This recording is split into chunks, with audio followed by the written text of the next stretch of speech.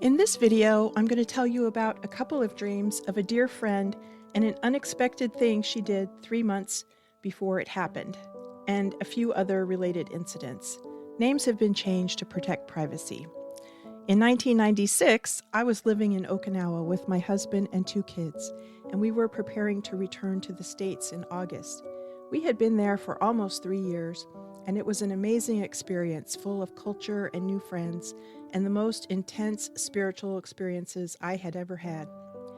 During our time on the island, I had profound dream recall and woke up every morning with anywhere from 3 to 5 and sometimes as many as 10 pages of dreams to write down. Additionally, I had occasional middle-of-the-night apparitions or hypnagogic visions that appeared when I was half awake and half asleep. Our house on base was haunted, and we lived on the street where the memorial to the surrender of the Okinawan Islands was. Full tour buses came by periodically to view the memorial in the middle of our court, and sometimes I'd be caught off guard out front taking groceries out of my car, and I had this feeling of guilt that we were living on sacred ground. The houses were put so close to the memorial always struck me as a tone-deaf move.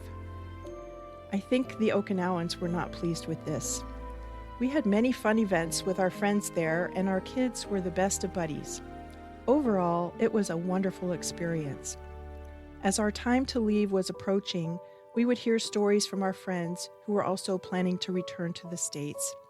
We had made a trip back to San Diego to find and buy our new house, and it was in the process of being built.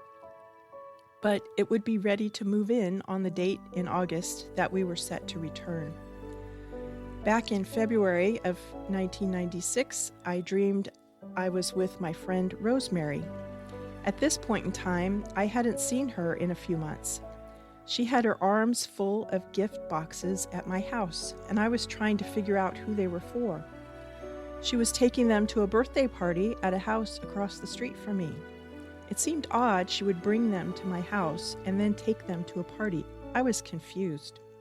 It was a lot of gifts for one person to give. In May of that year, just 3 months later, Rosemary came to lunch at my house for my birthday, and she brought about 6 or 7 gifts for me. There seemed to be one more and one more, like they would never end. I felt like she had saved these up to give me over time, and as we would be leaving soon, she was just going to give them to me all at once. I was overwhelmed by her generosity, and I didn't feel worthy. When we first landed on the island, Rosemary was my first friend. We met at the preschool our kids were attending. My son and her son became great friends. I had been there a couple of weeks and had not looked at the memorial on our circle yet.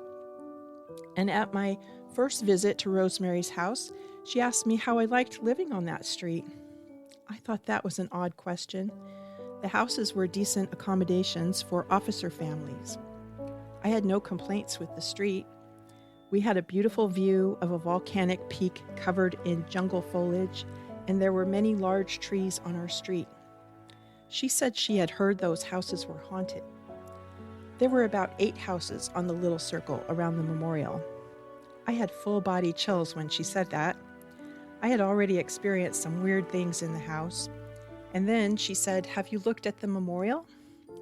No, I had not. I was in deep depression at the time and culture shock. I was probably barely keeping it together, though I didn't share that with anyone. She informed me about the memorial, and it was clear it was an enormously significant location, and we were living right next to it. I walked home from her house, and as I turned the corner to my street, the memorial was straight ahead.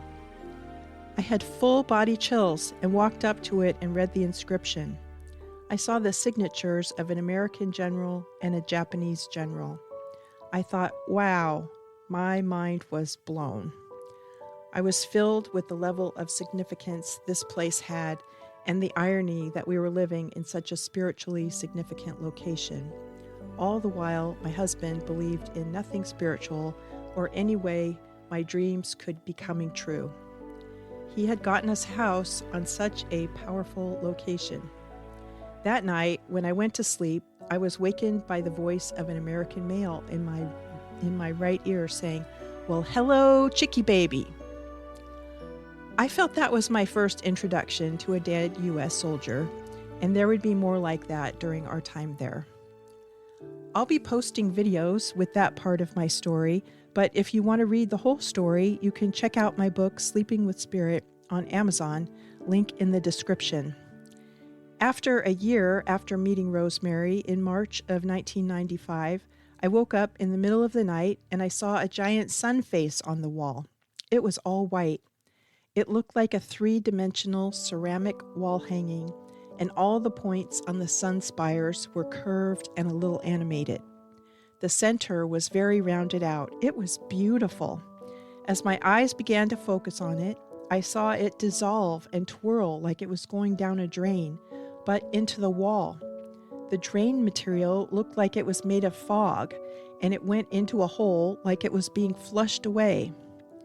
Later that morning, I was visiting Rosemary at her house, and she offered to give me a catalog for American home decor and gifts.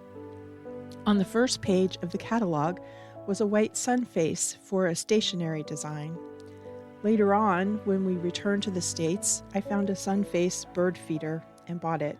I still have it to this day as a reminder of that night. Rosemary and I stayed in touch over the years after we returned to the States. A few years ago, she and her husband split up, but I didn't know if they got a divorce or not. Then, last year in 2021, I had another dream about her. Rosemary is a very private person and doesn't share personal details online, so I had no idea what was going on in her life. But my dreaming self seemed to. I had a dream I saw her post a photo of herself having gotten newly engaged. She looked very happy. It was like a travel photo where the woman stretches out her arm to the camera as she is walking away, and I could see the engagement ring. I saw her new man, and he did not have his own kids, but he was a family man, and I saw them at a big family dinner table, and he was well liked. The day I told her about it in a text message, she had just finished moving in with her new man the weekend before.